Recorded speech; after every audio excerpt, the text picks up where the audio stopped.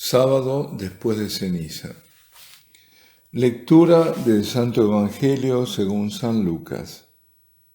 En aquel tiempo vio Jesús a un publicano llamado Leví, sentado al mostrador de los impuestos, y le dijo: «Sígueme». Él, dejándolo todo, se levantó y lo siguió. Leví ofreció en su honor un gran banquete en su casa. Y estaban a la mesa con ellos un gran número de publicanos y otros. Y murmuraban los fariseos y sus escribas, diciendo a los discípulos de Jesús: «¿Cómo es que coméis y bebéis con publicanos y pecadores?» Jesús les respondió: «No necesitan médico los sanos, sino los enfermos. No he venido a llamar a los justos, sino a los pecadores a que se conviertan». Palabra del Señor. Aquí San Lucas, que viene del paganismo, nos cuenta la vocación, o sea, el llamado a otro evangelista, Leví, judío. Leví, que cambiará no solo su profesión, sino también su nombre. De publicano será discípulo de Jesús y luego apóstol, y se llamará Mateo, llegando a ser gran apóstol y autor del primer evangelio que dedica a los judíos que se convierten al Señor. Leví es hasta ese momento un publicano. Publicano era un recaudador de impuestos, una persona a quien Roma había dado la potestad de recaudar los diferentes tributos, que eran fundamentalmente dos: los que cada persona libre debía pagar, llamado del censo, tributo del censo, y el impuesto sobre la propiedad real. La pésima fama que tenían los publicanos se debía a que, siendo judíos, estaban trabajando para Roma, potencia extranjera invasora, y que además extorsionaban a sus conciudadanos. Recordemos cuando el episodio ese, ¿no?, de unos publicanos que se presentan ante el Bautista y le preguntan: «Maestro, ¿qué debemos hacer nosotros?». Y él les contesta: «No exijáis más de lo establecido». Por todo ello eran despreciados y considerados traidores a su patria. Pagar tributo a los romanos por su propia tierra y sus mismas personas era una afrenta, y quien colaboraba con tal ignominia era necesariamente un personaje detestable. Pues aquí lo tenemos a Leví y a Jesús. A este Jesús que, por acercarse y reunirse con personas así, fariseos y escribas, lo tildarán amigo de publicanos. Leví será el primer publicano, siguiendo a Jesús, que figura en los evangelios así, con nombre. Y el último será otro, incluso de mayor rango, Zaqueo, pues era jefe de publicanos. Pues más allá del episodio, al cual podemos imaginar, como lo imaginaron muchos escritores y artistas, como por ejemplo Caravaggio, está ante todo el llamado en sí de Jesús. ¿Qué tenía ese rabí Galileo? ¿Cuál era la fuerza de su llamado que no se podía resistir? Jesús pasaba, llamaba, y quien hasta ese momento estaba ocupado con lo que era lo suyo, ¿no?, reparando redes, con los jornaleros, con su padre, estaba ahí sentado al mostrador recaudando impuestos. De pronto lo dejan todo. Las tareas en que están empeñados, dejan a sus familias, en resumen, sus vidas, para seguir al Señor hacia rumbos desconocidos. ¿Qué tenía ese rabí? Es que esto que ocurrió hace 2000 años sigue ocurriendo hoy. Por eso, volviendo al arte, la genialidad de Caravaggio está también en haber vestido a los personajes, excepto a Jesús y a Pedro, con ropa de su época. El llamado es ahora, en todo momento. Y Jesús, el Señor, siempre llama a la conversión, que no es un estado, sino un camino. el de seguirlo. No es un viene aquí, sino un sígueme. Esta reflexión me llevó a proponer para este tiempo cuaresmal, o me lleva más bien,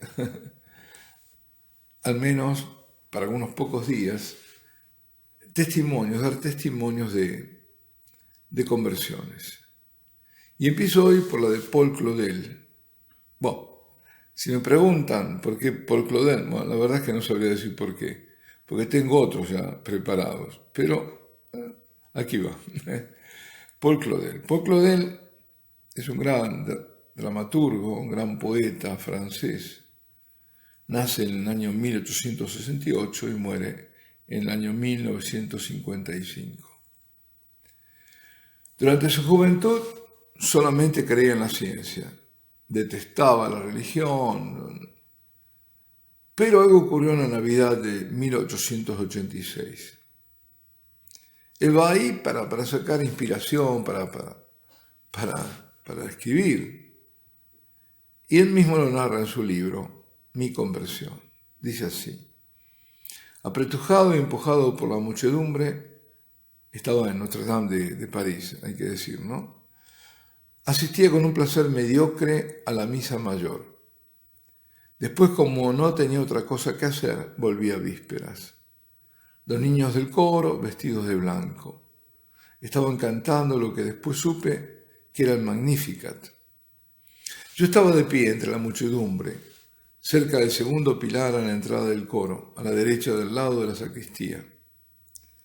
Entonces se produjo el acontecimiento clave. En un instante mi corazón fue tocado y creí. Creí con tal fuerza de adhesión, con tal agitación de todo mi ser, con una convicción tan fuerte, con tal certeza, que no dejaba lugar a ninguna clase de duda. De modo que todos los libros, todos los razonamientos, todos los avatares de mi agitada vida no han podido sacudir mi fe, ni a decir verdad, tocarla. De repente tuve el sentimiento desgarrador de la inocencia, de la eterna infancia de Dios. Era una verdadera revelación interior. Fue como un destello. Dios existe, está ahí. Es alguien, es un ser tan personal como yo. Me ama. Las lágrimas y sollozos acudieron a mí y el canto tan tierno de la deste aumentaba mi emoción. Dulce emoción en la que, sin embargo, se mezclaba un sentimiento de miedo y casi de horror, ya que mis convicciones filosóficas permanecían intactas. La religión católica seguía pareciéndome el mismo tesoro de absurdas anécdotas. Sus sacerdotes y fieles me inspiraban la misma aversión, que llegaba hasta el odio y hasta el asco. El edificio de mis opiniones y de mis conocimientos permanecía en pie y yo no le encontraba ningún defecto. Lo que había sucedido simplemente es que había salido de él un ser nuevo, formidable, con terribles exigencias para el joven y el artista que era yo, se había revelado y me sentía incapaz de ponerme de acuerdo con nada de lo que me rodeaba. La única comparación que soy capaz de encontrar para expresar ese estado de desorden completo en que me encontraba es la de un hombre al que, de un tirón, le hubieran arrancado de golpe la piel para plantarla en otro cuerpo extraño, en medio de un mundo desconocido. Lo que para mis opiniones y para mis gustos era lo más repugnante, resultaba sin embargo lo verdadero. Aquello a lo que de buen o mal grado tenía que acomodarme, al menos no sería sin que yo tratara de oponer toda la resistencia posible. Esta resistencia duró 4 años. Me atrevo a decir que realicé una defensa valiente, y la lucha fue leal y completa. Nada se omitió. Utilicé todos los medios de resistencia imaginables y tuve que abandonar una tras otra las armas que de nada me servían. Esta fue la gran crisis de mi existencia. Esta agonía del pensamiento sobre lo que Rimbaud escribió: el combate espiritual es tan brutal como las batallas entre los hombres. Los jóvenes que abandonan tan fácilmente la fe No saben lo que cuesta reencontrarla y a precio de qué torturas. El pensamiento del infierno, el pensamiento también de todas las bellezas y de todos los gozos a los que tendría que renunciar si volvía a la verdad, me retraían de todo. Pero en fin, la misma noche de ese memorable día de Navidad, después de regresar a mi casa, tomé una Biblia protestante que una amiga alemana había regalado en cierta ocasión a mi hermana Camille. Por primera vez escuché el acento de esa voz tan dulce y a la vez tan inflexible de la Sagrada Escritura, que ya nunca ha dejado de resonar en mi corazón. Yo solo conocía por Renan la historia de Jesús, y fiándome de la palabra de ese impostor, ignoraba incluso que se hubiera declarado Hijo de Dios. Cada palabra, cada línea desmentía con una majestuosa simplicidad las impúdicas afirmaciones del apóstata y me abrían los ojos. Sí, era a mí, a Paul, entre todos, a quien se dirigía y prometía su amor. Pero al mismo tiempo, si yo no le seguía, no me dejaba otra alternativa que la condenación. No necesitaba que nadie me explicara qué era el infierno, pues en él había pasado yo mi temporada.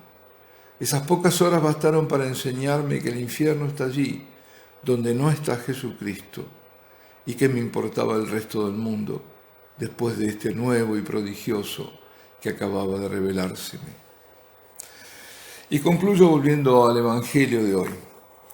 Ante las murmuraciones de los fariseos y escribas, porque Jesús comía con los pecadores, con los publicanos, el Señor responde: no necesitan médicos los sanos, sino los enfermos.